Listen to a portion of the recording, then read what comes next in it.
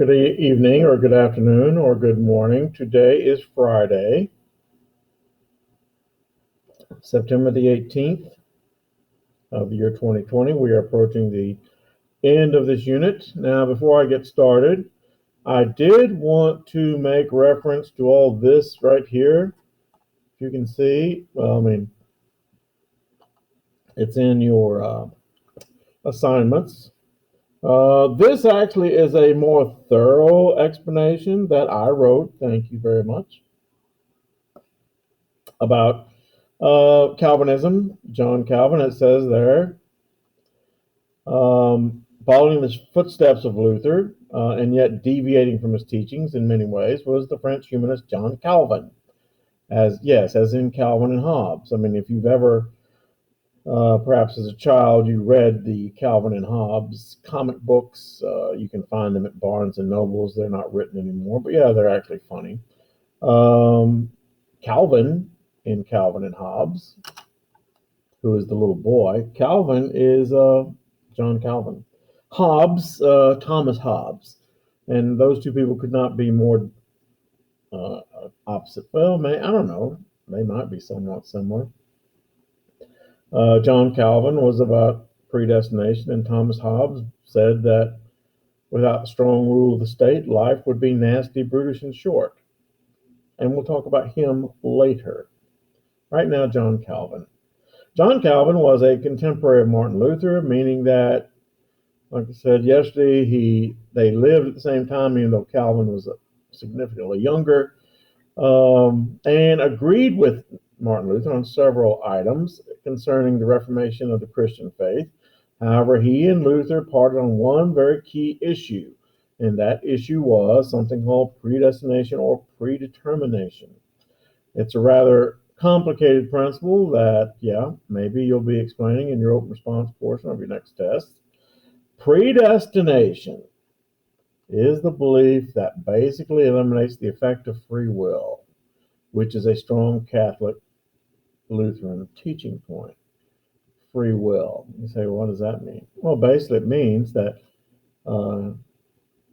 Catholics and Lutherans believe that whether or not you get into heaven depends upon a decision made by you. Do you want to live a moral life? John Calvin said that decision's been made already. And I explained this a little bit yesterday. Predestination believes that since God is all-powerful, omnipotent, and all-knowing, omniscient, that God has known since before time began which human beings were going to heaven and which were not going to go to heaven. And there's nothing that those individual human beings could do about the circumstance. Now, once again, remember we discussed the counter argument yesterday about that very thing.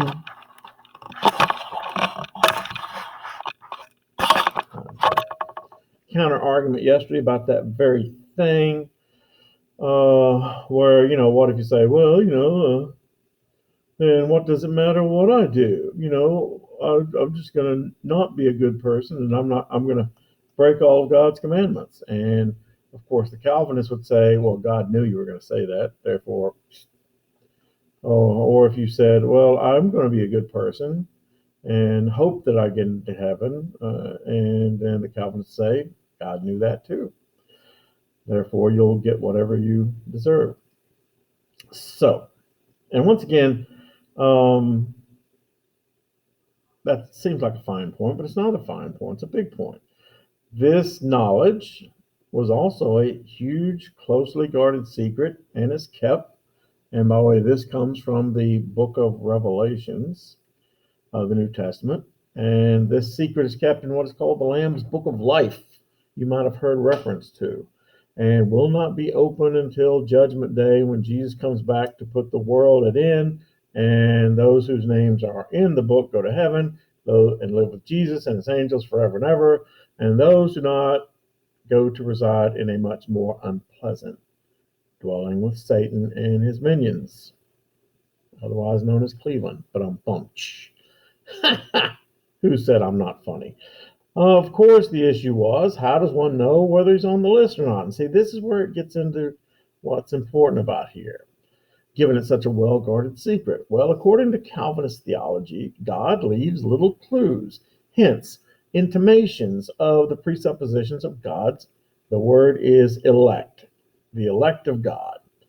And there's been all kind of arguments about this, all kind of conjectures about this. For example, the Jehovah's Witnesses believe that because the number 144,000 is mentioned in the Bible, then that's the number. I actually knew a person in Alabama who applied to get in to the Jehovah's Witnesses. They wouldn't let him in. I had to laugh at that. I'm sure they wouldn't let me in either, but that's nice of you. But anyway, and I don't know how many of you are familiar with Jehovah's Witnesses or people like that. When I used to live in Fort Wright, about every other Saturday, we'd have Jehovah's Witnesses come by and talk to us. Interesting people. So how do you know if you're on the list or not? Well, what those clues were, well, we'll get back to that in a minute. But for now, let's talk about some of the basic tenets of Calvinism and by de facto Protestantism. A good Calvinist would not, and John Calvin enforced these edicts in his town, and I read this, that gambling, out the door because it was wasteful, dancing, not going to do it because it invites sinfulness, and people who try to do those things would be punished severely. And I'm talking about burning at the stake. Play cards because it's a waste of time. Sing frivolous songs, drink alcohol to excess, wear gaudy clothes. But John Calvin and the Calvinists were not all a rainy day. A good Calvinist would work hard, save his money. And by saving his money, in other words, to build his wealth here on earth. In other words, that includes you would not give all your money to charity or to the poor. And also a good Calvinist would be ambitious and want to do better in life, acquire possessions honestly. But now let's get back to these clues, shall we? God lets us know, according to John Calvin, who's going to heaven, because people who go to heaven, of course, practice the do's and don'ts of good Calvinism. But also a sign of God's elect, another word for God's favor, was if a person was successful in an honest business.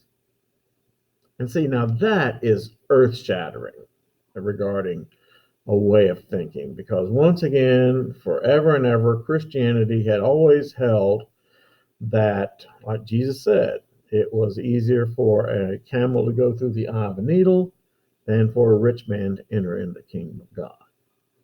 And so, being wealthy and being holy were considered incompatible. But John Calvin says, no, you go out there and you earn your dollar. You make a successful life. It's a sign of God's favor. And this becomes the Protestant work ethic. Yeah. Another sign of God's favor, and this is very common in lots of religions, I know I said this yesterday, was the ability to have a large family. See all these good things I've written down for you. Calvinism spread throughout Europe in pockets as well as in North America, but there are three particular pockets of Calvinism you will be asked to remember. In France, Calvinists were called Huguenots. See, I wrote that for you. And were a persecuted minority. In France, about the Huguenots got to be about 20% of the nobility. And they were persecuted until Louis XIV finally kicked them all out. In the Netherlands, they were called the Dutch Reformed Church. And were a center of not only anti-Spanish resentment.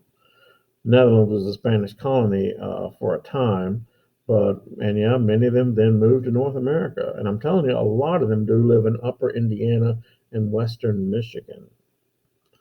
And finally, the ones we're most familiar with in Scotland, Calvinists formed the Presbyterian Church, which is probably the church you're most familiar with because it's right down the street, right down there. And there are, a lot of those. Scottish Calvinists, Presbyterian, Scottish Calvinists. King James I of England was a Presbyterian originally. Okay, now let's continue on with our discussion. Boop, there it is. Roman numeral 12. I'll give you a second to pull that up. Do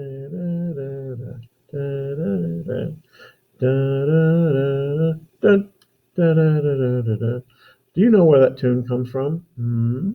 I would expect that some of you would.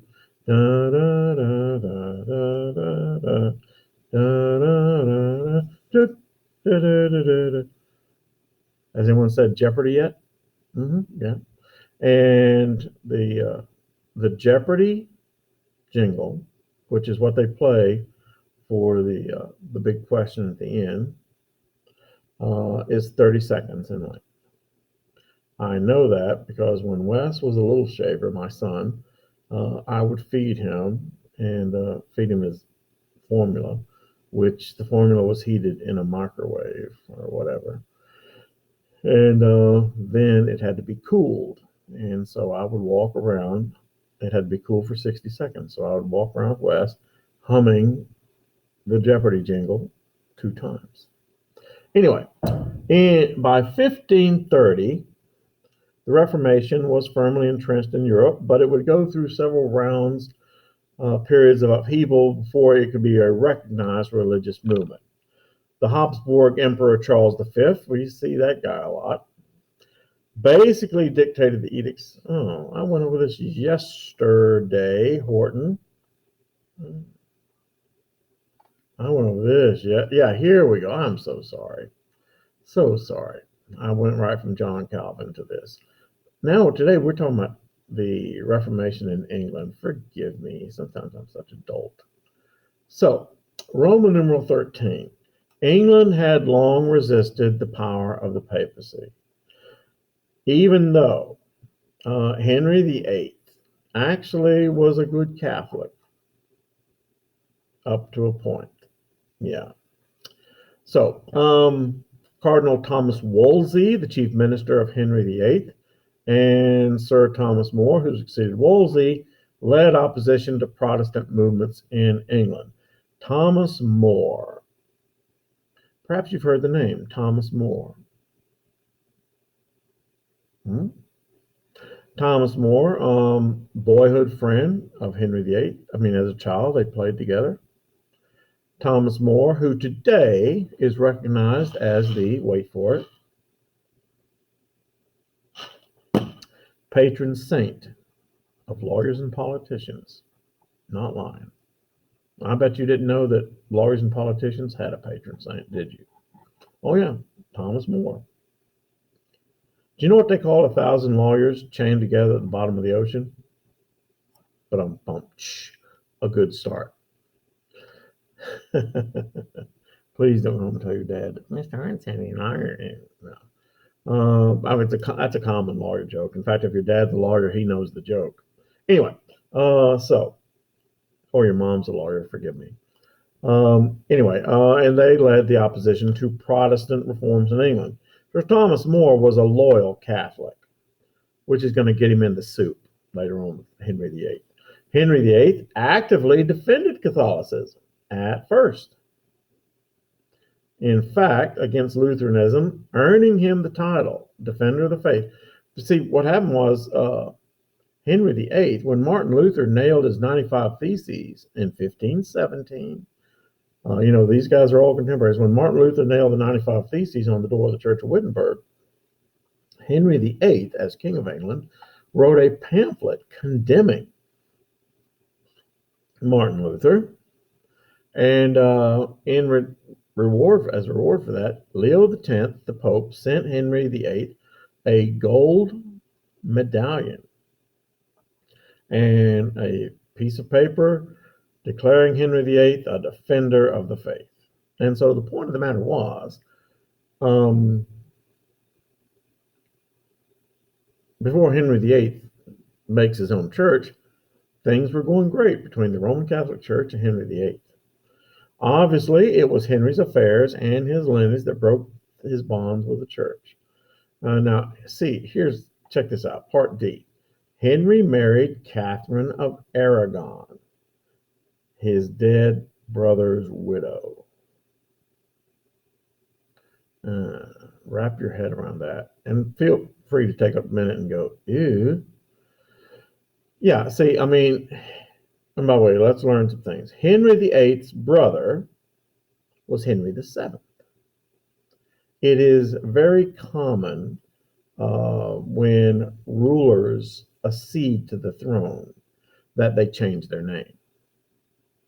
That's why a lot of the rulers have the same names. When they accede to the throne, they change their name to the previous ruler. And so Henry VIII was the brother of Henry VII. And so Henry VIII, in order to, he said, wow, my brother married Catherine of Aragon. Catherine of Aragon is a princess, a Spanish princess. That's a good idea politically. So maybe I should marry her too. I mean, my brother's dead. And the problem is, aside from being, kind of awkward at family get-togethers, the Roman Catholic Church technically defined marrying your brother's spouse, even if your brother is dead, as incestuous. Yeah, like marrying a member of the family. But now Henry VIII, he actually got his buddy Thomas More to petition the papacy, to petition the Roman Catholic Church to go right to the top, and ask for a dispensation. I like big words, and I cannot lie. Yeah, a dispensation. Once again, I'm telling you, I talked about the advantage that Catholic kids have. I say the word dispensation in a Catholic school, they say, yeah, dispensation, I get it. So what's a dispensation? A dispensation is the approval, allowance, permission to do something that ordinarily you would not be allowed to do, like marrying your dead brother's widow. And the church hummed and hawed a little bit and said, okay, if you must. Yeah, dispensation. So anyway, Henry VIII, did not get a sign out of this arrangement and began to bother the church again for another dispensation so that he could marry Anne Boleyn, who, by the way, was already pregnant, already expecting. Yeah. The church said, no. I mean, basically, the church said, well, you made your bed, but now go ahead and lie in it with your wife. But however, by the way, it is worth mentioning that Henry VIII and Catherine of Aragon were able, and you're writing somewhere in those orders, Henry VIII and Catherine of Aragon were able to produce a child, female. Her name was Mary. She will become known as Mary I of England, and there has not been a Mary II, probably won't ever be, also known as Bloody Mary, but we'll get to her later on. But yes.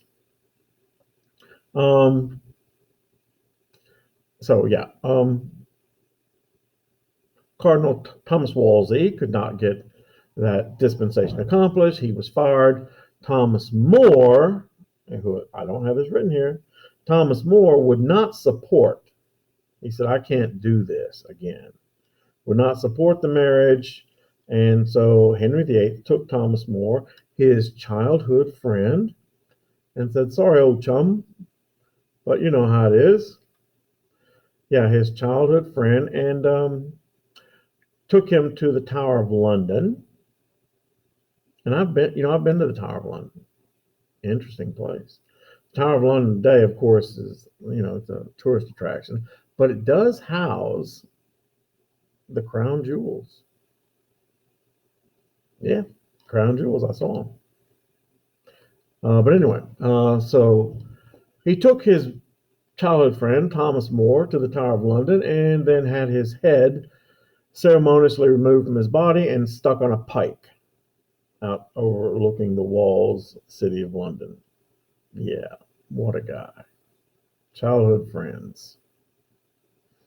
Um, what is it they say? Bros before? I can't remember. Anyway, so Thomas Cranmer and Thomas Cromwell became Henry VIII's closest advisors and proposed to the king that if he formed his own church, he could do what he wanted with his own life. Henry made that come to pass in 3 acts. And this is 1534, by the way. One is called the Submission of the Clergy, which placed, there's a word, canon law. Notice that word does not have two N's. Canon. Here, Mr. Hurton can't spell. Well, yes, I can spell. But canon law, in this case, is the law of the Catholic Church, religious law. Yeah, I mean, the Roman Catholic Church and now the Anglican Church and several other churches, they have what is called canon law. It's the law of the faith. And I mean, if you were to go to St. Peter's Basilica in Rome, they have a special wing to keep all their law books. One of my good friends is a priest who specializes in canon law, spends most of his time today dealing with annulments of marriages, which Henry VIII would have loved to have had, but no. Anyway, he didn't need it. At least he didn't think so. So submission to clergy placed canon law, the law of the new religion, under royal control. In other words, he directed canon law. The Act of Succession made Anne Boleyn's children, still unborn children, the legal heirs of the throne. And the Act of Supremacy of 1534 made Henry VIII the head of the Church of England. Yeah, and so in 1534, Henry created his own church. Okay, what I'm going to do now, I'm going to end our discussion today, but I'm going to add something that you might find interesting. I'm going to go to YouTube. It is a scene from, the movie The Other Boleyn Girl. It's called The Other Boleyn Girl. Very interesting movie. You see, because I mean Henry VIII, you would love this guy. Henry VIII, not only of course, Catherine of Aragon, and then while you're all knocked up, I'm gonna go chase these other women. And then of course when Anne Boleyn is impregnated, he starts chasing other women. But he's lower than that, okay? So Anne Boleyn was actually the younger of two sisters, Boleyn girls. Anne Boleyn's older sister was a girl named Mary.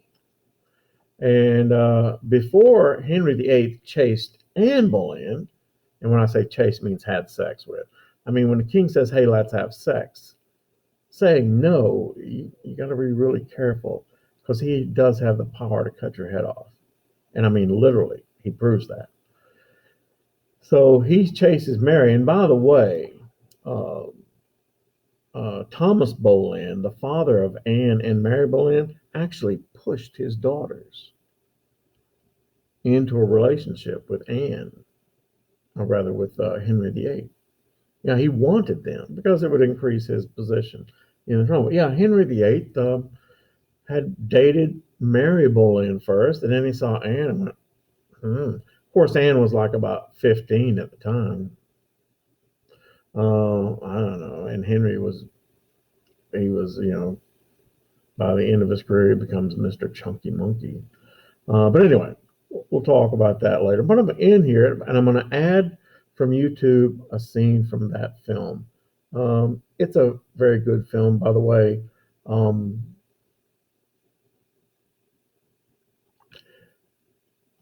Anne Boleyn is played by Princess Amidala from Star Wars. Oh, what's her name? And then Mary Boleyn is played by the Black Widow from the Avengers. Yeah, Scarlett Johansson. I just can't remember who plays Anne. You'll recognize her, trust me. So let's stop sharing and watch the video as well.